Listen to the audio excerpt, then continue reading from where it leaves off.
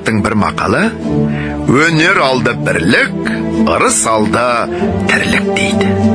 Бірлік қандай елде болады? Қайтсе тату болады, оны білмейді. Қазақ ойлайды: бірлік ат ортақ, ас ортақ, киім ортақ, дәулет ортақ болса екен дейді. Олай болғанда байлықтан не пайда? Кедейліктен не залал? Ағайын құрымай мал іздеп не керек? Осы ма бірлік? Жоқ. Бірлік ақылға бірлік, малға бірлік емес. Малыңды беріп отырсаң, атасы басқа, діні басқа, күні басқаларды жолданып бірлік қылады. Бірлік малға сатылса, антұрғандықтың басы осы. Ағайын алмай бірлік қылса керек. Сонда әркім несібесін Құдайдан тілейді. Әйтпесе Құдайдан тілемей, шаруа іздемейді. Әуелі біріне бірі пәлес дейді.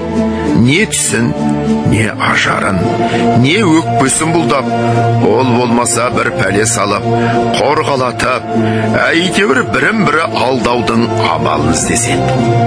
Мұның қай жерінен бірлік шықты?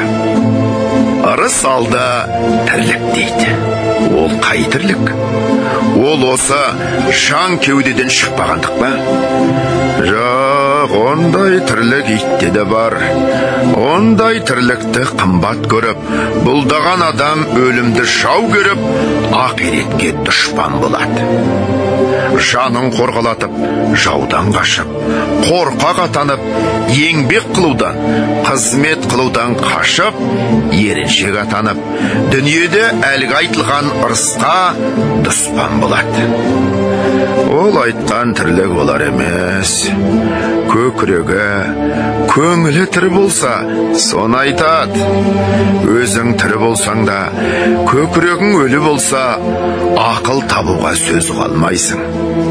Адал еңбекпен ерінбей жүріп мал табуға жігер қыла алмайсың. Кеселді жалқау қылжақ бас, әзір тамақ, әзір ас. Сыртың пысық, ішің нас, артын ойлап, ұялмас болып жүріп, тірімін деме. Одан да Алла жіберген ақ бұйрықты өлімнің өзі артық.